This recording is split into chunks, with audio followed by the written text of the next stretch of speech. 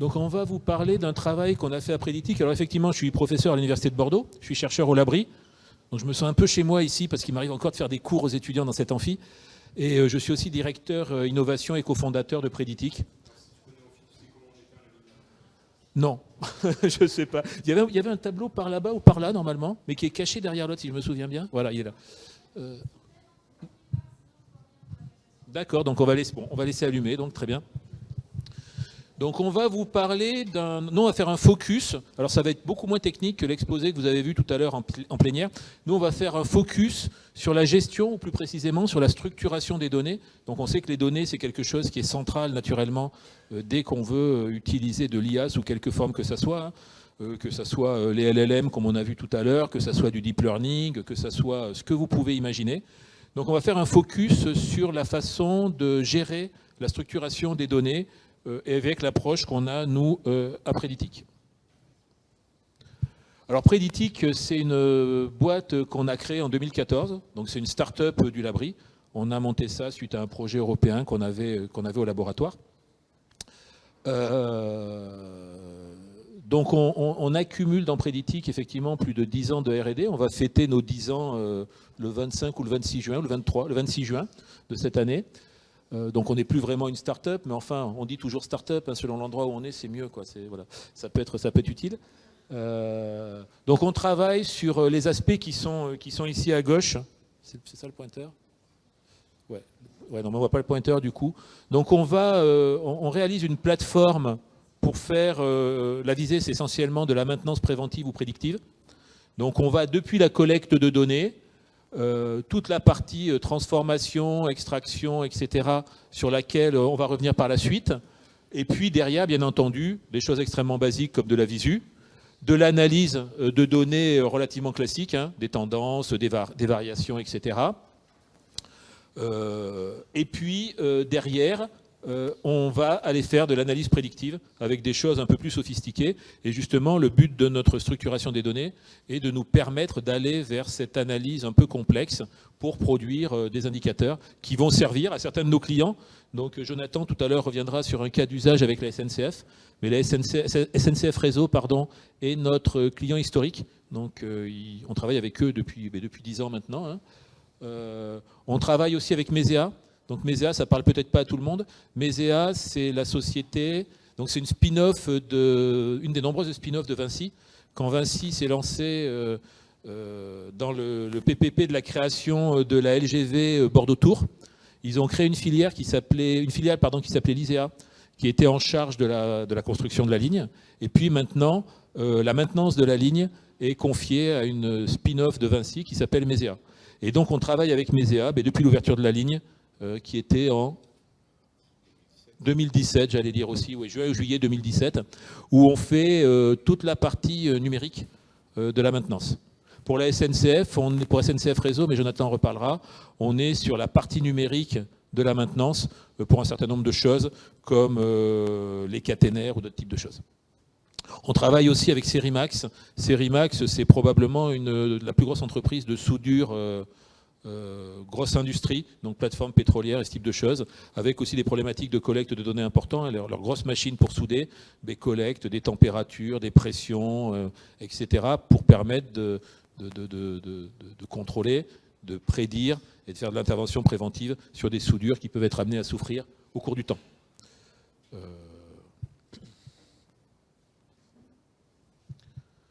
On a mené ces dernières années un gros projet de R&D, donc un projet de plusieurs millions d'euros, sur lequel on a été accompagné par BPI et la région Nouvelle-Aquitaine, donc, qui a contribué à poursuivre le développement de notre plateforme, à la stabiliser, pour arriver à ce qu'on a aujourd'hui, et plateforme pour laquelle Jonathan vous présentera un certain nombre de résultats tout à l'heure. Donc on a retravaillé sur la partie collecte, préparation des données. On a étendu en fait le panel de sources à partir desquelles on peut collecter les données. Et aujourd'hui, on est capable de collecter à partir de tout un tas de protocoles, que ce soit de l'OPC-UA ou tout ce que vous pouvez imaginer. Hein. On collecte aussi des données qui vont avoir parfois été saisies de manière manuscrite. Quand on a commencé à bosser avec la SNCF, c'était assez catastrophique. Les techniciens qui partaient en maintenance avaient des fiches papier, ils griffonnaient des trucs, il y avait des cases. Bien sûr, ils griffonnaient dans la case d'à côté. Hein. Donc on a dû intégrer en fait cet historique. Et puis aujourd'hui, il y a de plus en plus passation vers des capteurs qui nous remontent des données un peu plus faciles à manipuler et qui ne posent pas ces problèmes-là. L'analyse des données, j'en ai parlé tout à l'heure. Hein. Production de tableaux de bord, production de prédictions assez classiques et une étape de méta-analyse sur laquelle on est toujours en train de travailler. Donc là, l'idée, c'est quoi? C'est d'extraire automatiquement des indicateurs. Typiquement, la SNCF avait un certain nombre d'indicateurs, soit qu'elle calculait déjà, soit en tête parce qu'elle pensait que c'était pertinent. Donc nous, ce qu'on fait, c'est à partir des masses de données qu'on a collectées maintenant depuis quasiment 10 ans chez eux, on va manipuler ces données et on va tenter d'extraire des choses qui nous paraissent pertinentes. Donc en interne, on parle de préindicateurs. Donc on va aller faire un certain nombre de calculs, leur proposer des préindicateurs, en disant mais voilà, il nous semble que quand il se passe tel et tel phénomène, les données collectées montrent que, et derrière effectivement on constate qu'il se passe quelque chose. On va les voir, on leur dit voilà, on a des préindicateurs, on les soumet à leurs équipes techniques, parce qu'on s'appuie naturellement sur l'expertise métier des techniciens SNCF, et on leur dit voilà ce qu'on imagine, est-ce que pour vous ça a du sens? Et si ça a du sens, mais ça devient des indicateurs chez eux. Hein. On a même été... on a été amenés, c'est eux qui l'ont fait, mais nos travaux ont conduit à la modification d'un certain nombre de paramètres d'évaluation de qualité qu'ils avaient chez eux depuis plusieurs dizaines d'années et qui aujourd'hui n'avaient plus de sens. Et on a pu leur montrer à travers les données et les manips qu'on a fait sur les données qu'effectivement ça n'avait plus de sens. L'idée d'extraire ces indicateurs automatiquement, de les extraire par des outils que nous on développe, c'est d'aller vers une phase d'explication, bien entendu. Hein. Ce qui est intéressant, de toute façon, l'IA explicative, j'imagine qu'il y aura des choses là-dessus dans la journée. Mais l'idée, c'est non seulement de pouvoir leur présenter ces préindicateurs, mais aussi de leur expliquer comment est-ce qu'ils sont construits, d'où est-ce qu'ils viennent, et ça permet d'aider à décider s'ils doivent devenir des indicateurs.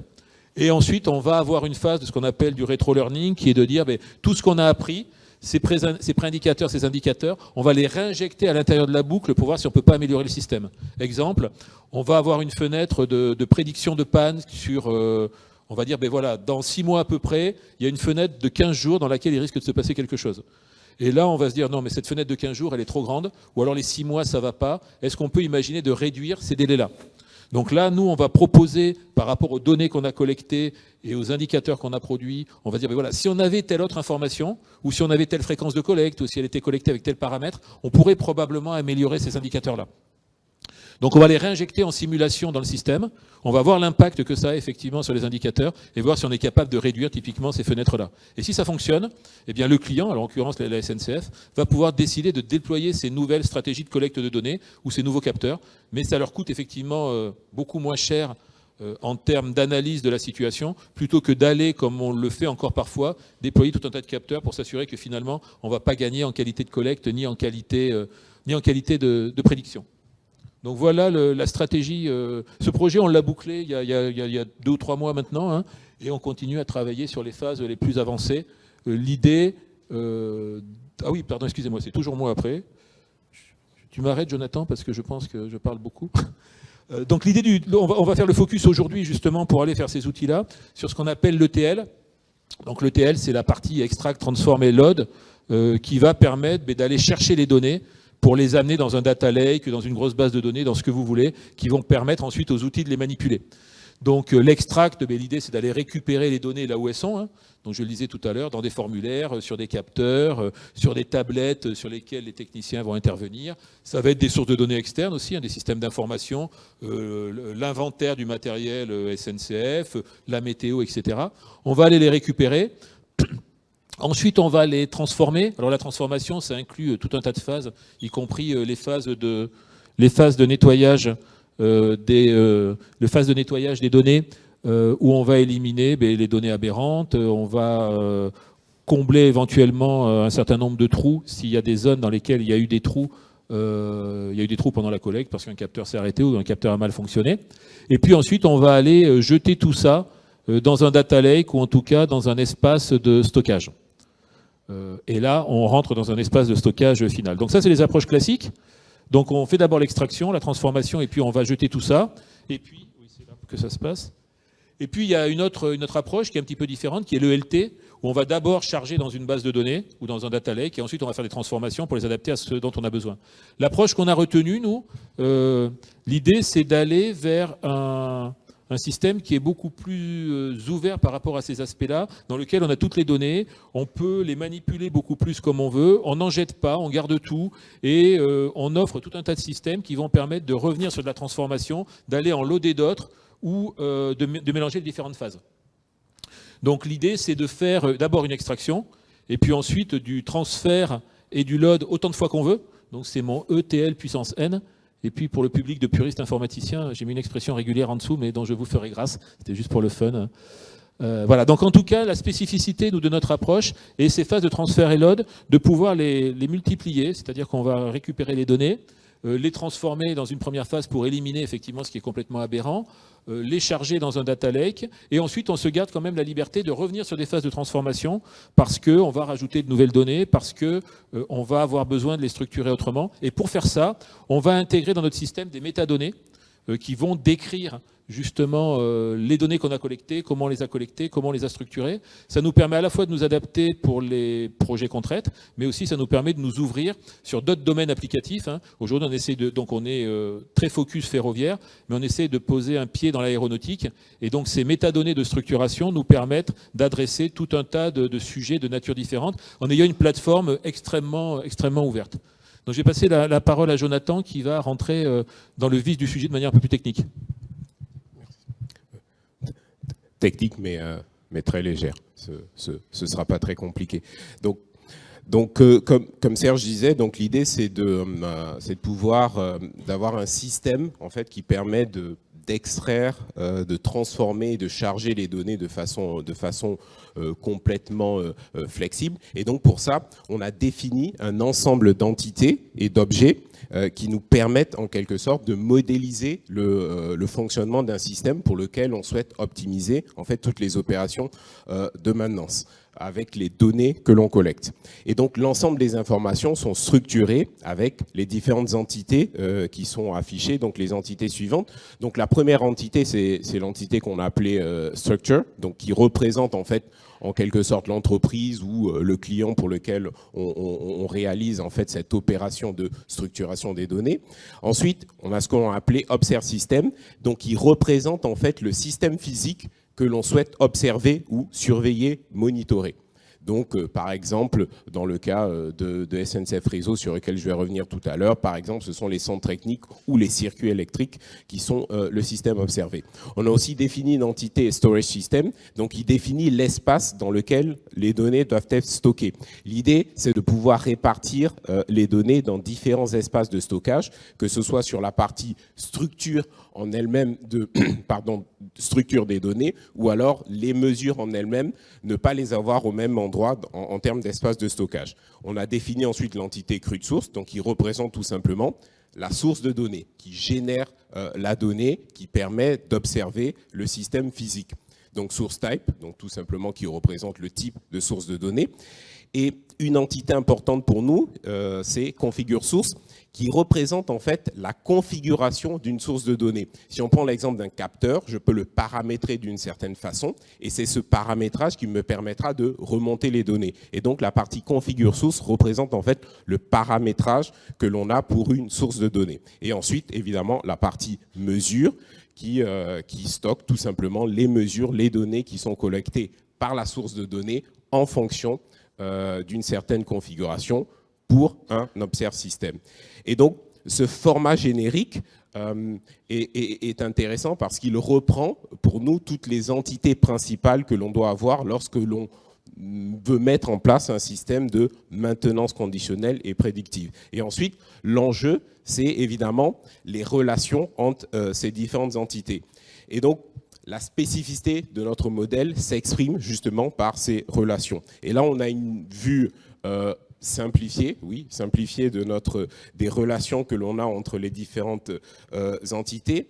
Donc, il y a des relations qui sont plutôt simples et évidentes, et d'autres relations qui sont vraiment l'expression de notre modèle de données. Donc, des relations simples, on a par exemple le fait qu'une source type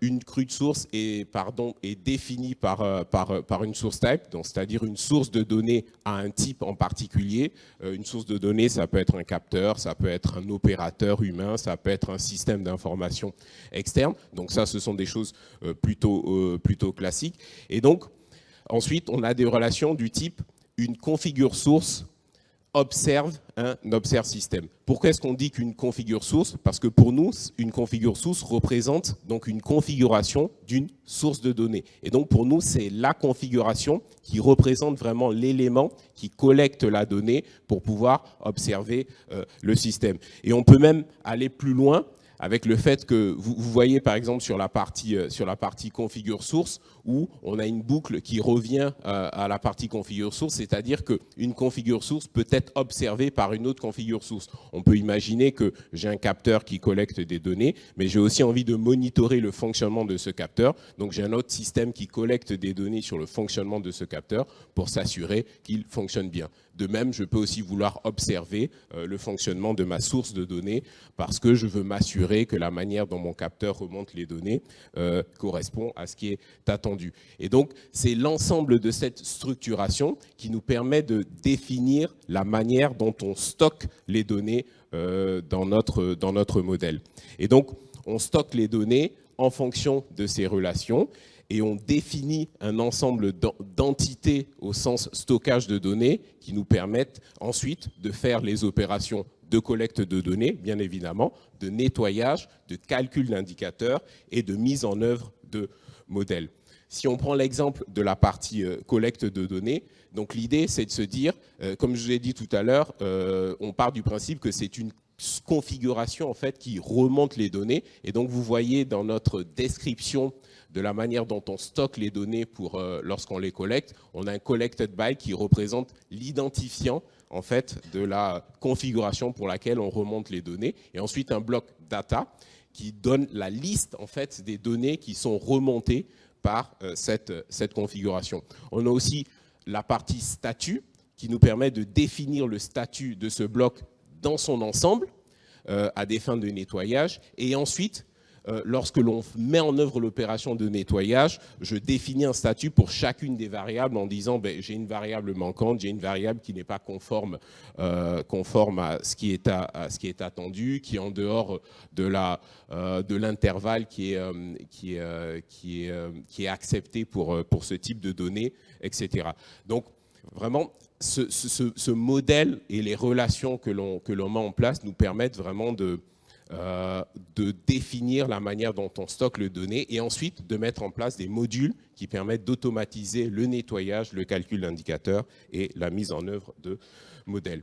Donc rapidement, un exemple où on a pu exploiter ce modèle de données. Donc comme Serge disait, on travaille avec SNCF Réseau depuis un certain temps déjà. Et donc on a mis en œuvre pour eux une application qui leur permet d'automatiser la remontée de données concernant l'isolement électrique des câbles. Donc l'isolement électrique, donc la résistance des câbles qui pilote tous les équipements de signalisation, les passages à niveau, les feux qui permettent au train de circuler sur la voie. Et donc, ils monitorent ces éléments-là, puisqu'en dessous d'un certain seuil de résistance, c'est un incident de sécurité. Donc, ils ont besoin de savoir en temps réel ce qui se passe, mais ils ont aussi besoin d'anticiper, en fonction des conditions météo, la valeur de cet isolement électrique. Et donc, en appliquant notre modèle, on a pu décrire les données qui sont collectées avec ces différents capteurs qui sont déployés, qui remontent. On en a plus de 500 en ce moment qui sont déployés sur le territoire. Donc, c'est une solution qui est déployée et qui fonctionne actuellement. Et donc, on collecte donc des infos concernant l'isolement, donc la résistance électrique, la température, l'hygrométrie, la tension de la batterie dans les centres techniques où sont situés ces circuits électriques. Et donc, avec ces données, on a pu, en utilisant notre modèle, mettre en place donc, des éléments de statistiques descriptives, de caractérisation des courbes, donc des choses relativement simples. On est allé plus loin en mettant en œuvre ou en mettant en avant des corrélations entre les valeurs d'isolement et l'hygrométrie, mais aussi en mettant en place des modules de détection automatique d'anomalies qui permettent, en fonction des pics, en fonction des valeurs, de dire à ce moment-là, la valeur d'isolement n'est pas normale parce qu'on anticipe que dans peu de temps, il y aura un incident. Donc c'est vraiment en appliquant notre modèle à ces données que l'on a pu simplement utiliser les modules que l'on avait déployés d'automatisation, de calcul d'indicateurs pour pouvoir avoir ces résultats sans transformer nos modules. C'est juste l'objet ou le point principal, c'était de mettre en place le bon connecteur pour pouvoir transformer les données conformément au modèle que l'on a mis en place. Et donc, je vais laisser Serge conclure. Merci. Juste pour compléter, là, donc là, ce que vous voyez, c'était des statistiques somme toute assez classiques. Jonathan a parlé du prédictif, mais bien entendu, derrière, on a des modèles d'apprentissage où on a toute la base d'historique des incidents qui nous permet effectivement de dire, voilà, là, on sent qu'il va se passer quelque chose. Sur l'avantage du modèle, là, tel qu'il était présenté tout à l'heure, c'est... L'avantage du... C'est mieux ? C'est mieux ? Bon. L'avantage du modèle, là, comme on le présentait tout à l'heure, c'est qu'il nous permet aussi de parler avec nos clients. On a vu, et c'est vraiment un problème fondamental, ça a été évoqué tout à l'heure, c'est que certains clients qu'on a vu arriver, ils ont des données, mais c'est une catastrophe, quoi. C'est une catastrophe. On a eu l'occasion de travailler avec une coopérative laitière qui avait des problèmes de qualité du lait, comment l'évaluer, plein d'exploitations, etc. Et ils avaient un truc Excel... incompréhensible, pas de standard, rien. Et donc, il y a un gros travail au début de restructuration de leurs données. Les gars, ils viennent nous voir en disant « Ouais, on voudrait faire de l'IA, on voudrait prédire la qualité du lait. » quoi. Et OK, vous avez quoi comme données ? Bon, on a un truc Excel, on vous le mail, mais catastrophe. Donc, il y a tout un travail à faire. Et justement, le fait d'avoir, nous, réfléchi à cette structuration nous permet, on a un document en interne qui permet de faire une première passe avec les clients en leur disant « Voilà, on va d'abord travailler sur la structuration des données, voir où vous en êtes. » Et ce modèle, qu'on a expliqué par ailleurs de manière relativement intuitive, il n'y a pas besoin d'être un data scientist derrière pour forcément rentrer dedans, nous permet avec les clients d'avancer là-dessus. Oui, pour conclure, donc, nous, l'idée, c'était d'avoir un modèle, une espèce de métamodèle pour s'adapter à tous les domaines. On a travaillé, je vous disais, avec Serimax, qui est dans le domaine de la soudure. On a travaillé avec une boîte qui faisait des gros blocs en je sais pas quoi, qui avait des trous à l'intérieur. Vibratech, c'est une boîte qui fait des gros blocs en je ne sais quoi, et pour la fabrication, ils avaient un problème, il y avait des trous à l'intérieur. Et en fait, ils vendent ça à des clients. Quand ça arrive chez le client, il le découpe en morceaux ou il fait des choses, et il se rend compte qu'il y a un trou. Moralité, ça repartait. Et donc, pareil, ils sont arrivés avec des données en vrac. On a réussi à faire rentrer ça dans notre modèle et à faire du prédictif sur de la vibration, effectivement, de la collecte de vibrations sur ces blocs, pour dire attention, voilà les blocs pour lesquels on pense qu'il y a problème. Et on a pu vérifier qu'effectivement, on améliorait les critères qu'eux avaient précédemment. Donc l'idée, c'était d'intégrer les données avec une espèce de métamodèle, avec énormément de flexibilité, donc pour s'adapter à des domaines différents, et puis surtout jamais se fermer une porte sur ce qu'on veut faire par la suite. Jonathan parlait tout à l'heure là d'une boucle dans notre modèle qui va permettre à un système presque de s'auto-observer. On a constaté que les capteurs, bien souvent, c'est quelque chose qu'on n'avait pas vu au départ, les capteurs, typiquement ceux de la SNCF, mais deviennent aussi des systèmes qu'on a envie d'observer, puisqu'ils ont tout un tas de paramètres, il y a une dérive au fur et à mesure du temps, et donc il faut être capable d'intégrer le système qui sert à l'observation en tant que chose qui elle-même est observée.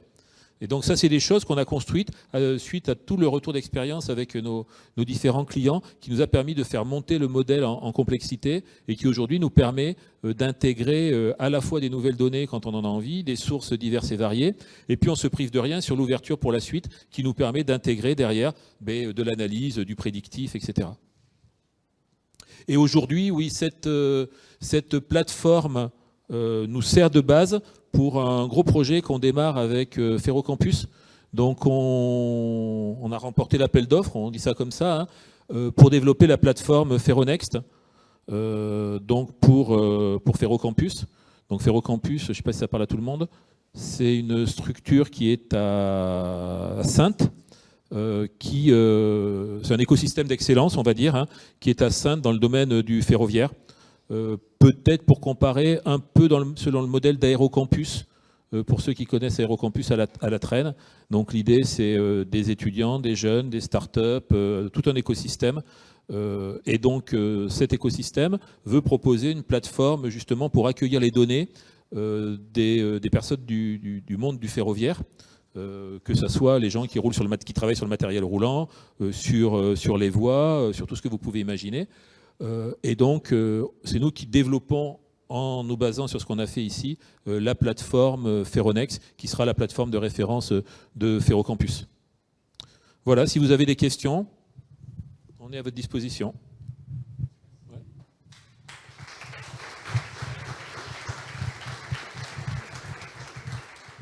Merci, on va prendre un peu de temps pour les questions.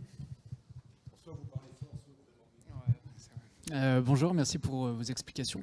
Est-ce que vous pouvez rentrer un peu plus dans le détail de votre architecture, des technos que vous utilisez justement pour soit la collecte de données, soit le stockage? Qu'est-ce que vous utilisez pour faire le processing? Et aussi une petite question de taille. Combien de gigaoctets ça représente SNCF, réseau par jour, ce genre de choses? Voilà, un peu plus dans le détail, s'il vous plaît. Merci beaucoup.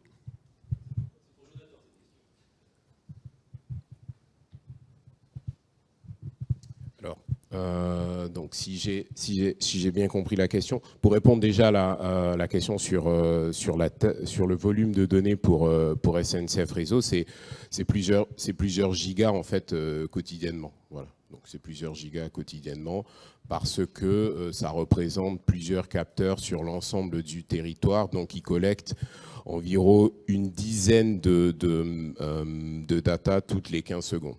Voilà. Donc bon, c'est plusieurs. Voilà. Ensuite, donc sur la partie techno,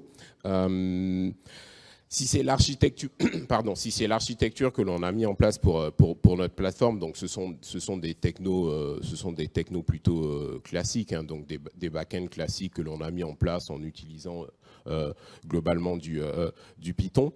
Mais en fait, j'ai toujours du mal à répondre à cette question parce que l'objectif, notamment sur la partie stockage de données, c'est d'être compatible en fait avec plusieurs types de systèmes de stockage. Je prends l'exemple, lorsqu'on présentait notre modèle de données et qu'on parlait de la partie de l'entité storage system, pourquoi est-ce qu'on a défini une entité storage system?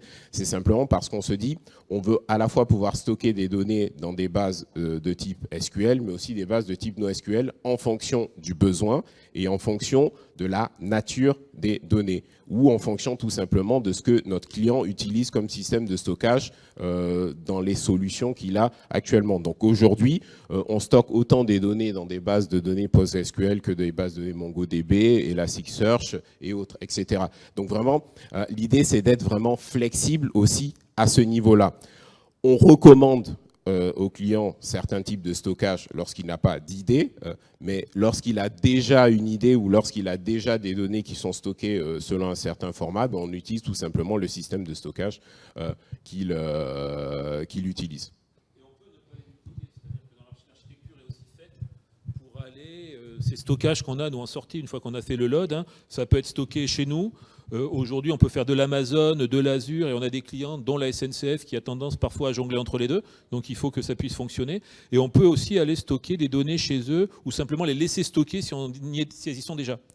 Et ça me fait penser à un point, là, par rapport à l'exposé précédent. On a beaucoup parlé d'open source. Nous, on a une caractéristique, c'est que... Enfin, une caractéristique, je ne sais pas. Les données de nos clients, bien entendu, n'appartiennent qu'à nos clients. C'est-à-dire qu'on s'engage à les stocker... Et en France, ils veulent que ça soit en France. Déjà, c'est souvent un critère, même si parfois, selon les entreprises, on pourrait s'attendre à des contraintes là-dessus, on peut être un peu surpris. Mais en tout cas, nous, on ne s'attribue bien entendu aucun droit sur les données, ce qui rassure le client, et à tel point qu'on peut d'ailleurs les stocker, conserver le stockage chez lui s'il en a envie. Je ne sais pas si on a répondu à la question. Ouais. Autre question ?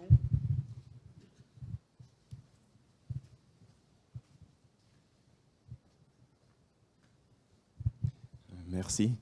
Moi, j'avais une question déjà pour la présentation. J'ai deux questions rapidement. La première, c'était notamment quel système vous mettez en place pour mesurer en quelque sorte, j'avais dit, la qualité des données ou des métadonnées qui sont entrées régulièrement.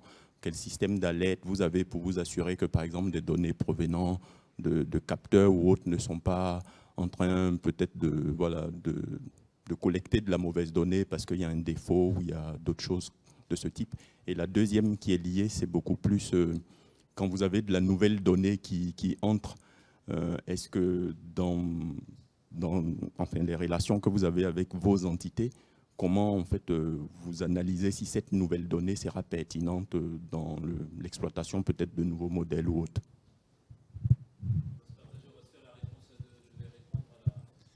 À la très bonne question. À la très bonne première question, qui était, ça y est, je l'ai zappé là en 2 secondes. Redites-moi juste un mot sur la première question, que ça me revienne.